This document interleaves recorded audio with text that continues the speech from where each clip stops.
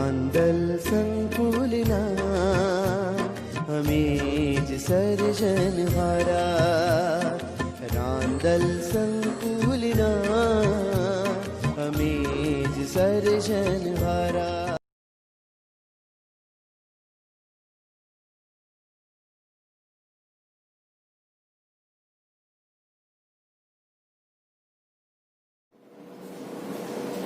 નમસ્તે વિદ્યાર્થીઓ, આપણે આગળ જોયું કે ભારતનો વારસો જે છે તેને બે વિભાગમાં વહેંચી શકાય છે. કયા બે વિભાગમાં વહેંચી શકાય છે? તો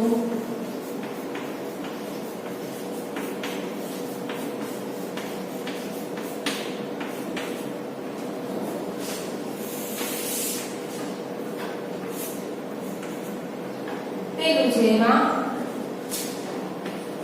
પ્રાકૃતિક વારસો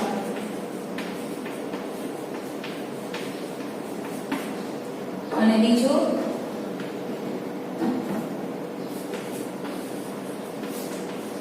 સાંસ્કૃતિક વારસો.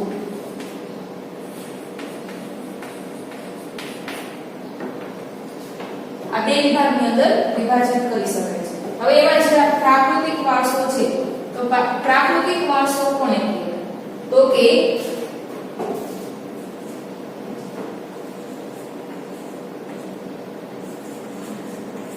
પ્રકૃતિ, પર્યાવરણ અને માનવ જીવનના નિકટમ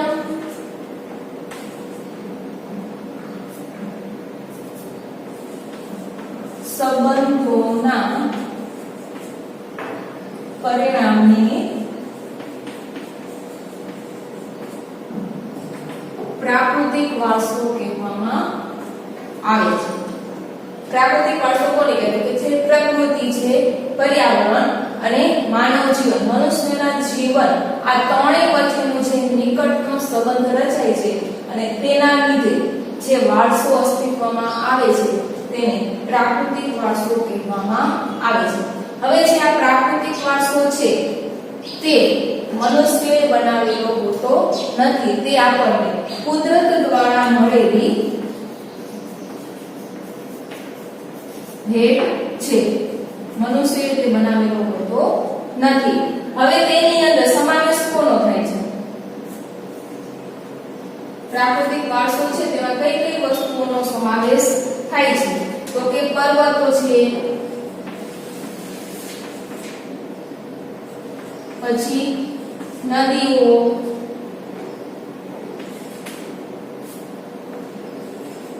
મેદાન પ્રદેશ,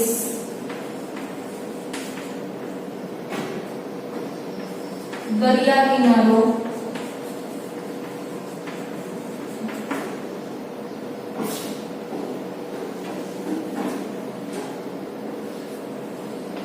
પશુ પક્ષી,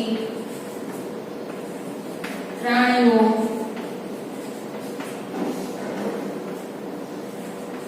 વનસ્પતિ વગેરે નો સમાવેશ છે તે પ્રાકૃતિક વારસાની અંદર કરવામાં આવે છે. હવે જે પ્રાકૃતિક વારસો છે એની અંદર આપણે મુખ્ય ચાર બાબતોનો સમાવેશ કરવામાં આવ્યો છે. કઈ ચાર બાબતો? તો તેના વિશે જોઈએ.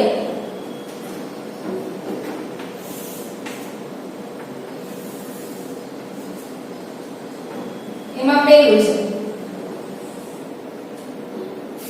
ભૂમિ દ્રશ્યો.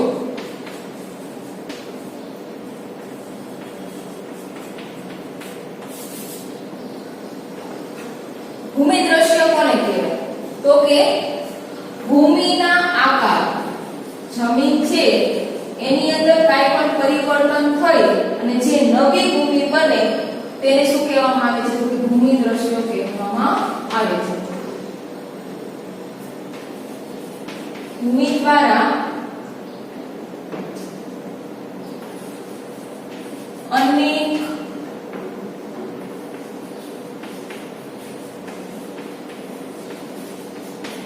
ભૂમિ દ્રશ્યો છે તેનું સર્જન થતું જોવા મળે છે.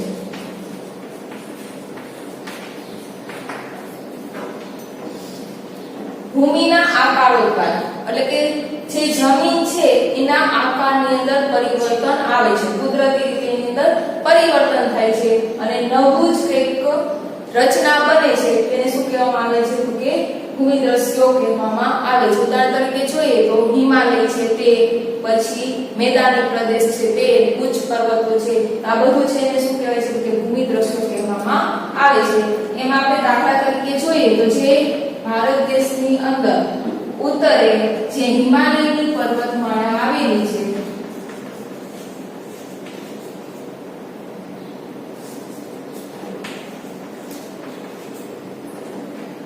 તે આ એક ભૂમિ આકારનું જ સર્જન ગણવામાં આવે છે.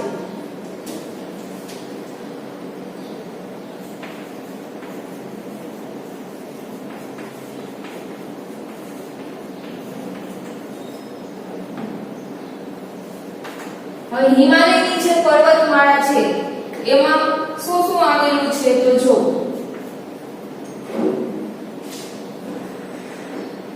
હિમાલયની અંદર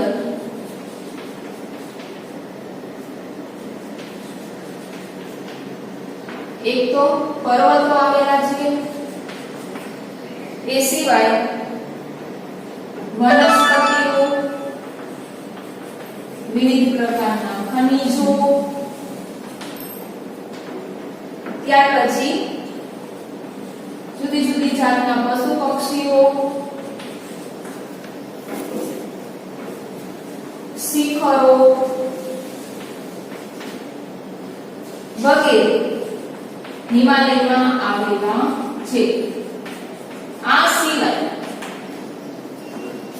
જે ભારત દેશની અંદર પવિત્ર યાત્રાધામો માનવામાં આવે છે જેવા કે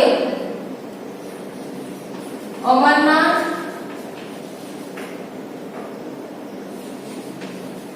બદ્રીનાથ, કેદારનાથ વગેરે જે મોટા અને પવિત્ર યાત્રા સ્થળો છે તે પણ હિમાલયની અંદર આવેલા છે.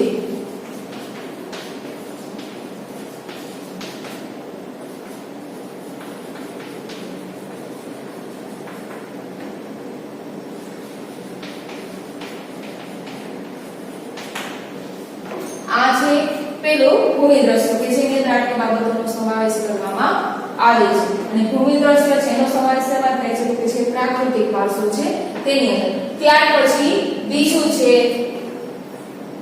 જેનો સમાવેશ પણ પ્રાકૃતિક વારસાની અંદર કરવામાં આવે છે. કઈ બાબત તો કે નદી. પેલું જોયું ભૂમિ દ્રશ્ય, બીજું નદીઓ.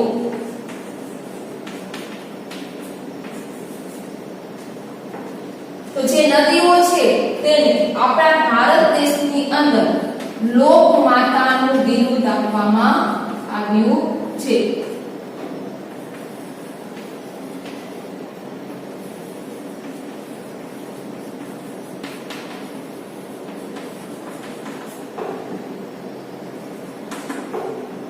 ત્યાર પછી ભારત દેશની જે સંસ્કૃતિ છે એ સંસ્કૃતિનો વિકાસ પણ નદી કિનારે થયેલો છે. આપણે આગળ શીખી ગયા કે ભારત દેશની સંસ્કૃતિ છે એ કઈ નદીના કિનારે વિકાસ પામી હતી તો કે સિંધુ અને રાવી નદીના કિનારે ભારત દેશની સંસ્કૃતિનો વિકાસ થયો હતો.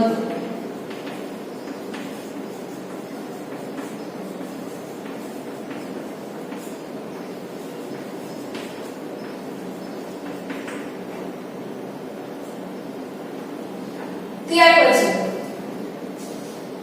નદીની અંદર તો કે ભારત દેશની અંદર કઈ કઈ નદીઓ આવેલી છે તો મોટા ભાગની નદીઓ છે આપણા ભારત દેશમાંથી પસાર થાય છે. કઈ તો કે સિંધુ, ગંગા, યમુના, નર્મદા, ગોદાવરી, કૃષ્ણા,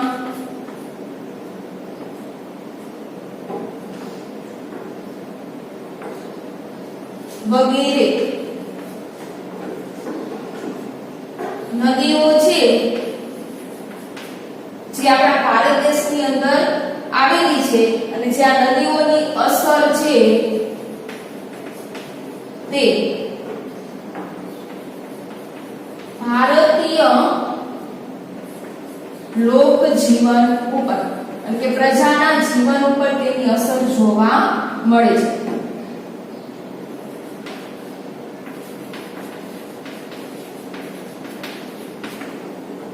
ત્યાર પછી નદીઓ આપણને કઈ રીતે ઉપયોગી છે તો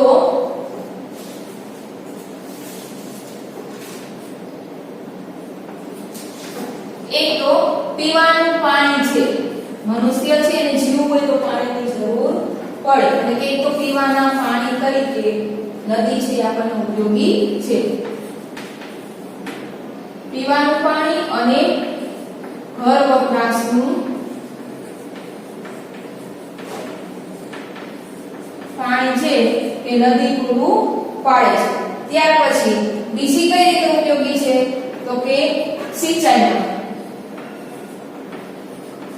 તરીકે. ત્યાર પછી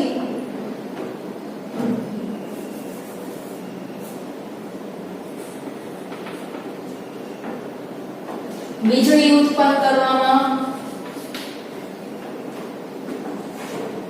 ખેતી માટે અને જળ માર્ગ માટે.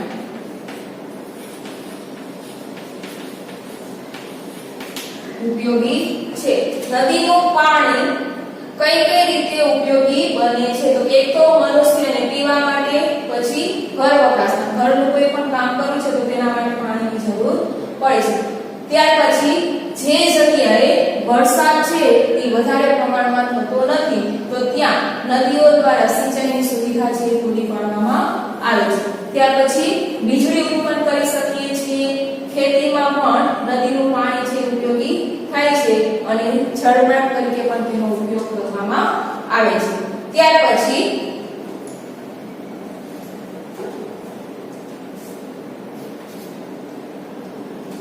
કેટલાક એવા ઉદ્યોગો છે કયા કે તો માટીના વાસણ, ત્યાર પછી મકાનો બનાવવા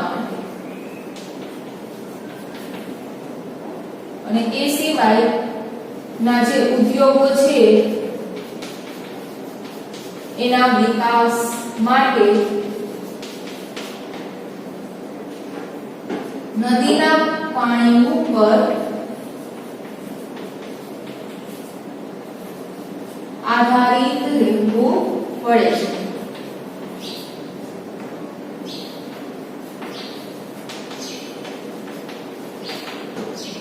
એટલે કે ઉદ્યોગોનો વિકાસ છે એ શેના ઉપર આધાર રાખે છે તો કે નદીઓનું જે પાણી હોય છે તેના ઉપર આધાર રાખે છે. આ બીજી બાબત છે કે જેનો પ્રાકૃતિક વારસામાં સમાવેશ થાય છે. પહેલું છે ભૂમિદ્રશ્ય, બીજું છે નદીઓ કે જે આપણને કુદરત દ્વારા મળેલી ભેટ છે. ત્યાર પછી ત્રીજી બાબત છે વનસ્પતિ જીવન.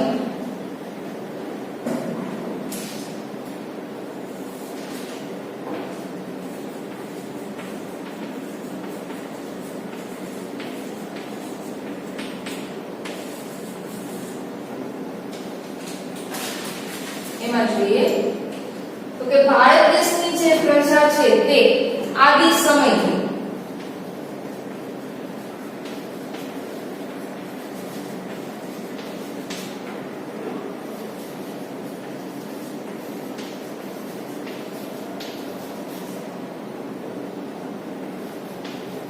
પર્યાવરણ પ્રેમી રહી છે.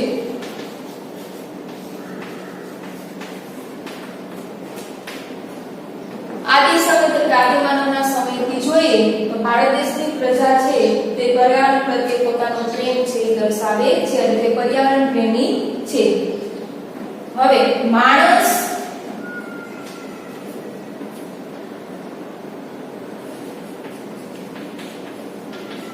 ત્યાર પછી પશુ, પ્રાણીઓ, પક્ષીઓ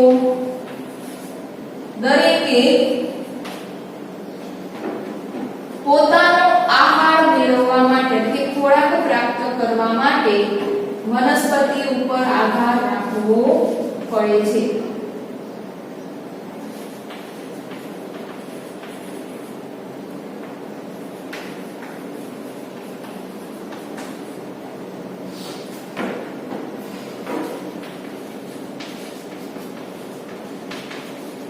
આ દરેક છે તે પોતાનો આહાર છે શેમાંથી પ્રાપ્ત કરે છે તો કે વનસ્પતિમાંથી પોતાનો આહાર છે એ મેળવે છે. જો વનસ્પતિ ન હોય તો માણસ કે પશુ પક્ષી કે પ્રાણી કોઈ ખોરાક છે એ મેળવી શકતા નથી.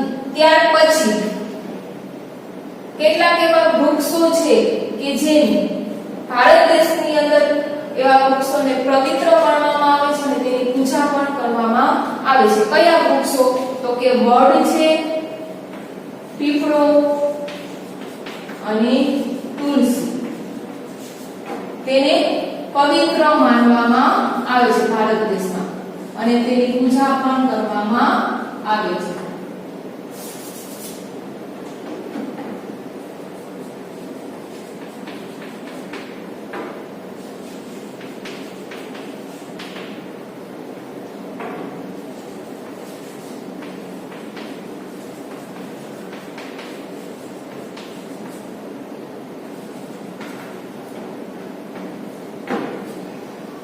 વડ સાવિત્રીનું જે વ્રત છે તેમાં જે આ વડ છે તેની પૂજા કરવામાં આવે છે.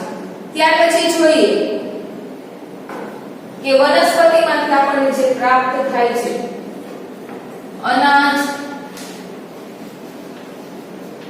પછી કઠોળ, તેલીબિયાં,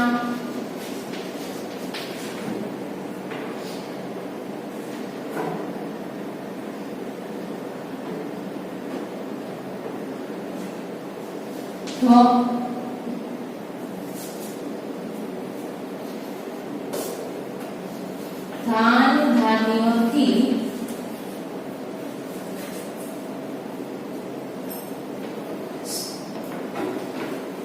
લહેરાતા ખેતરો,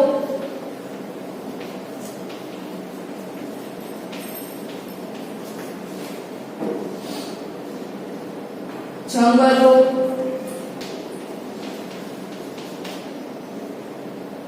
વગેરે મનુષ્યના જીવનને સમૃદ્ધ બનાવ્યું છે. મનુષ્ય છે તેનો વિકાસ થયો છે અથવા તેનું જીવન છે સમૃદ્ધ બન્યું છે તો શેના લીધે કે જે આ બધા પાકો છે અથવા તો જે વનસ્પતિમાંથી આપણને પ્રાપ્ત થાય છે તેનાથી મનુષ્યનું જીવન છે સમૃદ્ધ બન્યું છે. ત્યાર પછી કેટલીક એવી વનસ્પતિઓ છે કે જેનો ઉપયોગ આપણે ઔષધિ તરીકે પણ કરીએ છીએ. કઈ કઈ વનસ્પતિ તો એમાં જોઈએ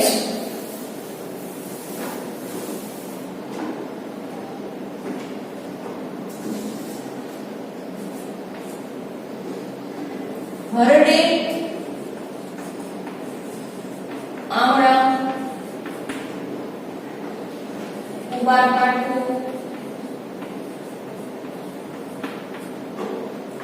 ત્યાર પછી લીમડો, તુલસી જેવી વનસ્પતિ છે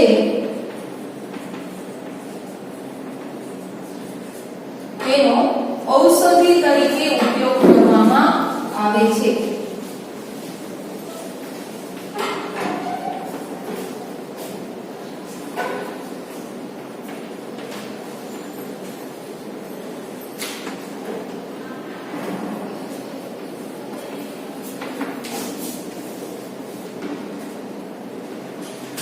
પછી ચોથું છે વન્ય જીવન જેનો સમાવેશ પણ પ્રાકૃતિક વારસામાં થાય છે.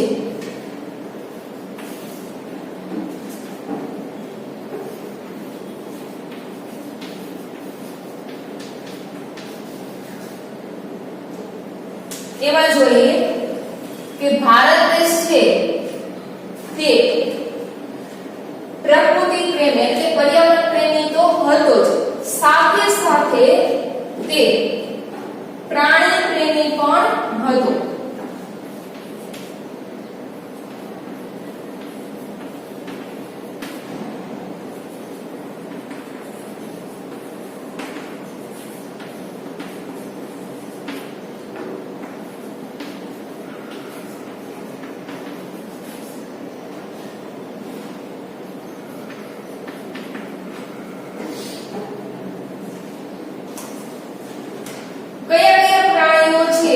ભારત દેશની અંદર જોવા મળે છે તો કે વાઘ,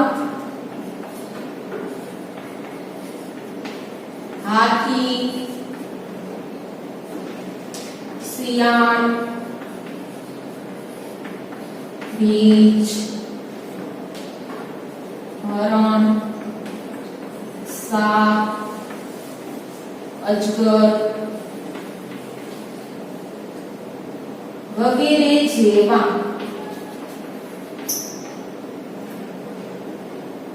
અનેક જીવો છે તે ભારત દેશની અંદર જોવા મળે છે.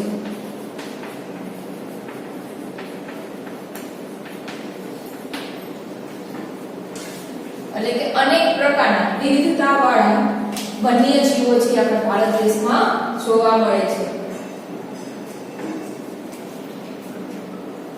એમાં વિશ્વની અંદર એટલે કે આખા વિશ્વમાં માત્ર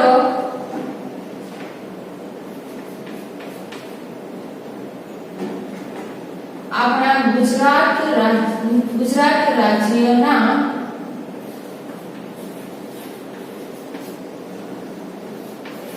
ગીરના જંગલમાં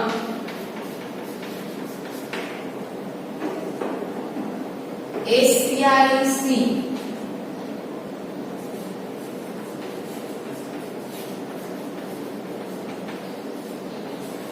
જોવા મળે છે. એટલે આખા વિશ્વની અંદર બીજે ક્યાંય જોવા મળતો નથી. આખું માત્ર આપણા ગુજરાત રાજ્યની અંદર જે ગીરનું જંગલ આવેલું છે ત્યાં જ આ એશિયાઈ સિંહ છે એ જોવા મળે છે. ત્યાર પછી હવે ધાર્મિક માન્યતાઓ મુજબ કેટલાક એવા વન્યજીવો છે કે જે દેવ અથવા તો દેવીઓના વાહન તરીકે ઓળખવામાં આવે છે. ધાર્મિક માન્યતા મુજબ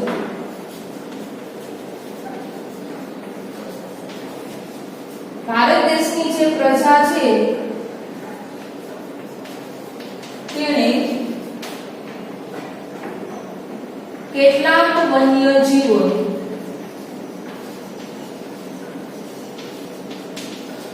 કયા વન્યજીવો તો કે વાઘ છે, ત્યાર પછી મોર, મગર અને ગરુડ વગેરેને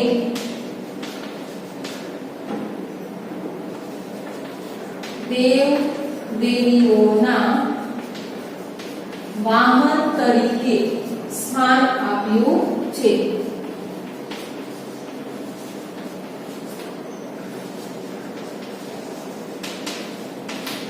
ભારત દેશની પ્રજાએ કયા વન્યજીવોને દેવ દેવીઓના વાહન તરીકે સ્થાન આપ્યું છે એવું કહે તો કયા આવશે તો કે વાઘ, મોર, મગર અને ગરુડ જેવા વન્યજીવોને દેવ દેવીઓના વાહન તરીકે સ્થાન આપવામાં આવ્યું છે. ત્યાર પછી આપણા ભારત દેશની જે રાષ્ટ્રીય મુદ્રા છે તેની અંદર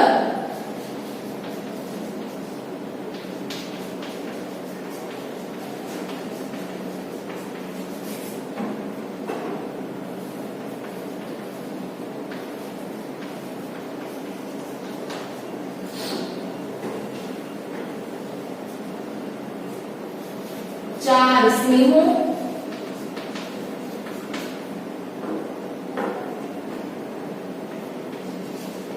ઘોડા તથા બળદની આકૃતિને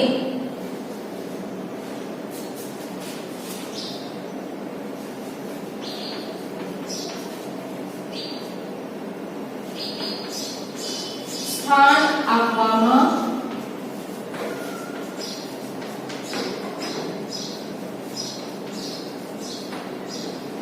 આવ્યું છે. ભારત દેશની જે રાષ્ટ્રીય મુદ્રા છે તેની અંદર એક તો 4 સિંહના મોઢાવાળી આકૃતિ, ત્યાર પછી ઘોડા અને બળદને સ્થાન આપવામાં આવ્યું છે. આવી રીતે તેનું મૂલ્ય છે એ વધારી દીધું છે. ભારતની રાષ્ટ્રીય મુદ્રામાં કોને સ્થાન આપવામાં આવ્યું છે? તો કે 4 સિંહના મોઢાવાળી આકૃતિ, ઘોડા અને બળદને સ્થાન આપવામાં આવ્યું છે. ત્યાર પછી જ્યાં વન્ય જીવો છે કે જંગલની અંદર રહેતા જે જીવો છે એનું રક્ષણ થાય એટલા માટે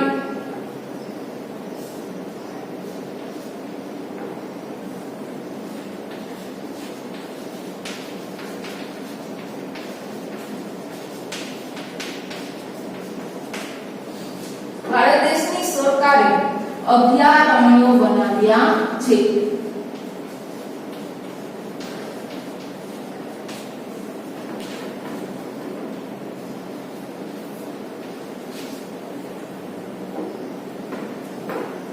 અભયારણ્ય બનાવ્યા અને તેમના જીવનની રક્ષા માટે કેટલાક કાયદાઓ પણ બનાવ્યા છે.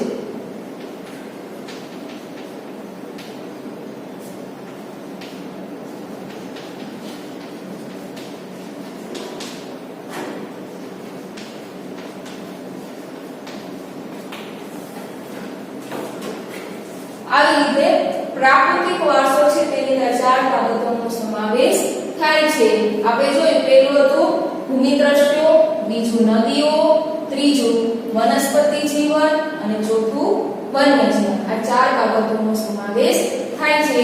બીજો છે સાંસ્કૃતિક વારસો, એટલે કે ભારતના વારસાના જે 2 પ્રકાર પડે છે. પહેલું જોયું પ્રાકૃતિક વારસો અને તેની અંદર સમાવેશ થતી બાબતો, અને હવે બીજું છે સાંસ્કૃતિક વારસો.